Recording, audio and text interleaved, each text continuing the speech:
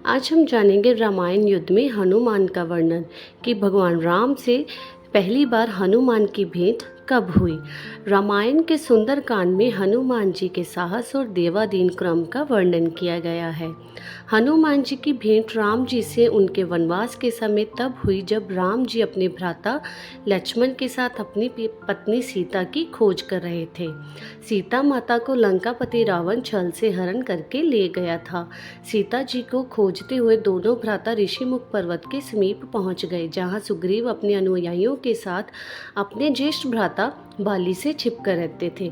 वानर राज बाली ने अपने छोटे भ्राता सुग्रीव को एक गंभीर मिथ्याबोध के चलते अपने साम्राज्य से बाहर निकाल दिया था और वो किसी भी तरह से सुग्रीव के तर्क को सुनने के लिए तैयार नहीं था। साथ ही बाली ने सुग्रीव की पत्नी को भी अपने पास बलपूर्वक रखा हुआ था। राम और लक्ष्मण को आता देख सुग्रीव ने हनुमान को उनका परिचय जानने के लिए भेजा। हनुमान एक ब्राह्मण के वेश में उनके समीप गए। हनुमान के मुख से प्रथम शब्द सुनते ही श्री राम ने लक्ष्मण से कहा कि कोई भी बिना वेद पुराण को जाने ऐसा नहीं बोल सकता जैसा इस ब्राह्मण ने बोला। राम जी को उस ब्राह्मण के मुख, नेत्र, माता, भो या अन्य किसी भी शारीरिक संरचना से कोई किसी भी मिथ्या प्रतीत नहीं हुआ। राम जी ने लक्ष्मण से कहा कि इस ब्राह्मण के मंत्र मुग्ध उच्चारण को सुन के तो शत्रु भी अस्त्र त्याग देगा। उन्होंने ब्राह्मण की और प्रसन्नता करते हुए कहा कि नरेश निसंकोच ही सफल होगा जिसके पास ऐसा गुप्तचर होगा। श्री राम के मुख से इन बातों को सुनकर हनुमान जी ने अपना वास्तविक रूप धारण किया और श्री राम के चरणों में नतमस्तक हो गए। श्री राम ने उन्हें उठाकर अपने हृदय से लगा लिया। उसी दिन एक भक्त और भगवान का हनुमान और प्रभु राम के रूप में अटूट और अनश्वर मिलन हुआ। तत्पश्चात हनुमान ने श्री राम और सुग्रीव की मित्रता करवाई। इसके पश्चात ही श्री राम ने बाली को मारकर सुग्रीव को अपना सम्मान और गौरव वापस दिलाया और लंका युद्ध में सुग्रीव ने अपनी वानर सेना के साथ श्री राम का सहयोग दिया। सीता माता की खोज में वानरों का एक दल दक्षिण तट पे पहुंच गया, मगर इतने विशाल सागर को लांघने का साहस किसी में भी नहीं था। स्वयं हनुमान भी बहुत चिंतित थे कि कैसे इस समस्या का समाधान निकाला जाएगा। उसी समय जामवंत और बाकी अन्य वानरों ने हनुमान को उनकी अद्भुत शक्तियों का स्मरण कराया। अपनी शक्तियों का स्मरण होते ही हनुमान ने अपना रूप विस्तार किया और पवन वेग से सागर को उड़ के पार करने लगे। रास्ते में उन्हें एक पर्वत मिला और उसने हनुमान से कहा कि उनके पिता का उसके ऊपर ऋण है।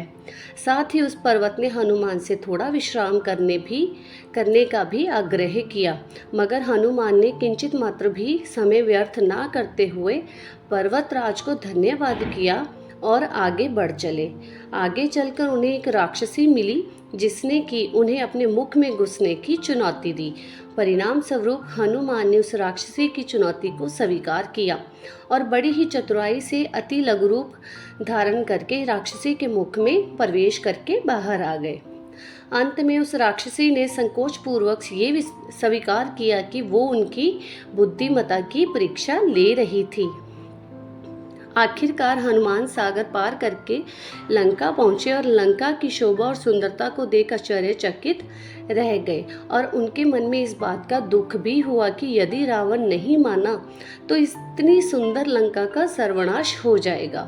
तत्पश्चात हनुमान ने अशोक वाटिका में सीता जी को देखा और उनको अपना परिचय बताया।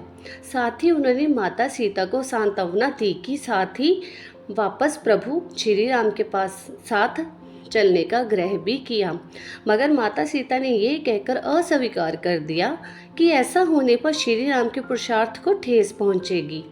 हनुमान ने माता सीता को प्रभु श्री राम के संदेश का ऐसे वर्णन किया जैसे कोई महान ज्ञानी लोगों को ईश्वर की महानता के बारे में बताता है। माता सीता से मिलने के पश्चात हनुमान प्रतिशोध लेने के लिए लंका को तहस नहस करने लगे। उनको बंदी बनाने के लिए रावण पुत्र मेघनाथ ने ब्रह्मास्त्र का प्रयोग किया। ब्रह्मा जी का सम्मान करते हुए हनुमान ने स्वयं को ब्रह्मास्त्र के बंधन में बंधने दिया। साथ ही उन्होंने विचार किया कि इस अवसर का लाभ उठाकर वो लंका के विख्यात रावण से मिल भी लेंगे और उनकी शक्ति का अनुमान भी लगा लेंगे।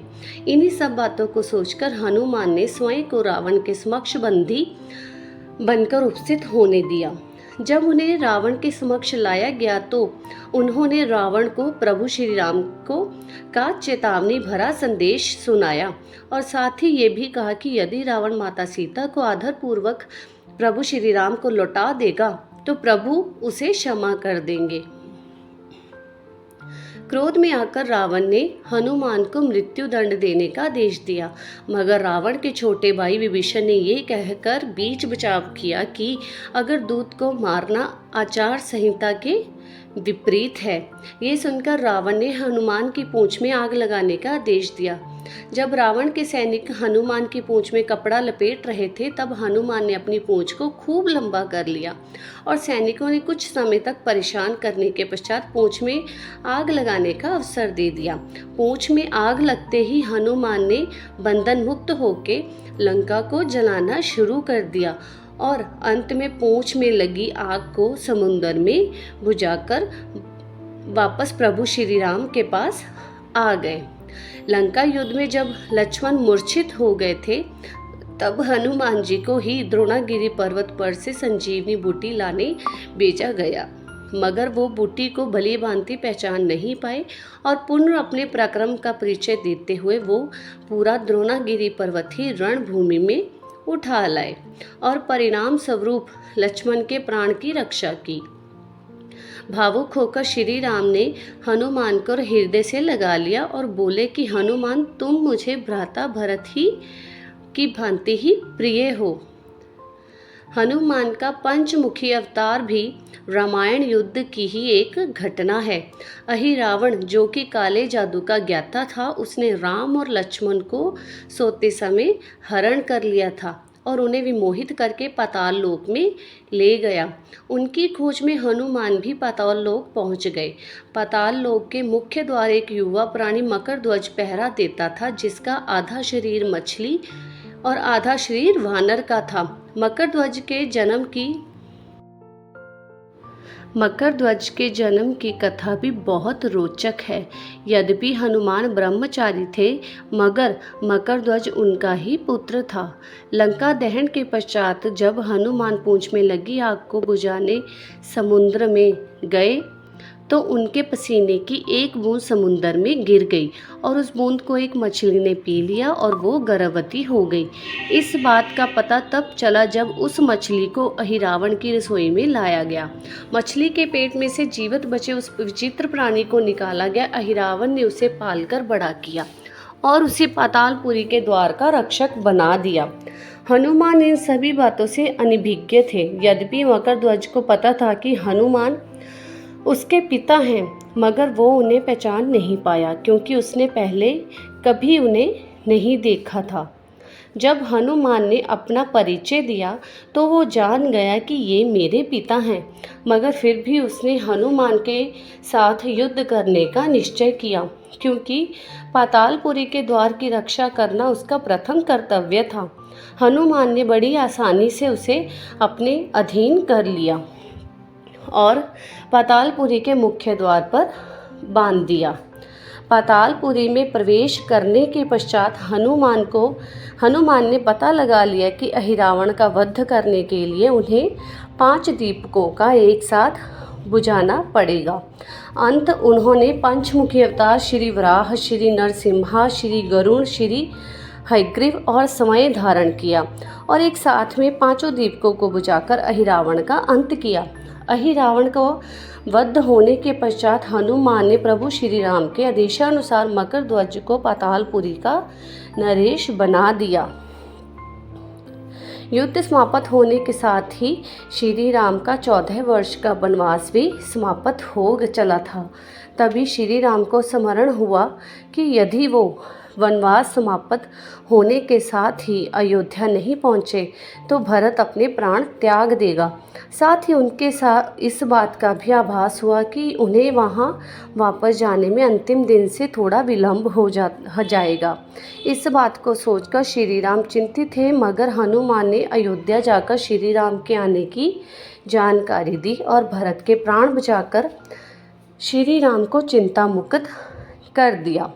अयोध्या में राज्याभिषेक होने के बाद प्रभु श्री राम ने उन सभी को सम्मानित करने का निर्णय लिया जिन्होंने लंका युद्ध में रावण को पराजित करने में उनकी सहायता की थी। उनकी सभा में एक भव्य समारोह का आयोजन किया गया, जिसमें पूरी वानर सेना को भी उपहार का देकर सम्मानित किया गया। हनुमान को भी उपहार लेने के लिए बुलाया गया। हनुमान मंच पर गए, मगर उन्हें उपहार की कोई जिज्ञासा नहीं थी। हनुमान को ऊपर आता देखकर भावना से अभिलुप्त श्री राम ने उन्हें गले लगा लिया और कहा कि हनुमान ने अपनी निश्चल सेवा और पराक्रम से जो योगदान दिया है, उसके बदले में ऐसा कोई उपहार नहीं है जो उनको दिया जा सके। मगर अनुराग स्वरूप माता सीता ने अपना एक मोतियों का हार उन्हें भेंट किया। उपहार लेने के उपरांत हनुमान माला के एक एक मोती को तोड़कर देखने लगे। ये देखकर सभा में उपस्थित सदस्यों ने उन्हें इसका कारण पूछा तो हनुमान ने कहा कि वो ये देख रहे हैं कि मोतियों के अंदर उनके प्रभु श्री राम और माता सीता हैं या नहीं। क्योंकि यदि उनमें से नहीं है तो इस हार का उनके लिए कोई मूल्य नहीं है। ये सुनकर कुछ लोगों ने कहा कि हनुमान के मन में प्रभु श्री राम और माता सीता के लिए उनका प्रेम नहीं है जितना कि उन्हें लगता है। इतना सुनते ही हनुमान ने अपनी छाती चीर के लोगों को दिखाई और सभी ये देखकर स्तंभ रह गए कि वास्तव में उनके हृदय में प्रभु श्री राम और माता सीता की छवि विद्यमान थी। तो इस तरह से माता सीता और भगवान राम से हनुमान की भेंट हुई। वीडियो पसंद आई तो वीडियो को लाइक, शेयर और कमेंट में जय श्री हनुमान ज़रूर लिख दीजिएगा। और आने वाली नई पुरानी कथा को सुनने के लिए आपके अपने चैनल अटल पुरानी कथा को सब्सक्राइब ज़रूर कर दीजिएगा। तब तक के लिए धन्यवाद।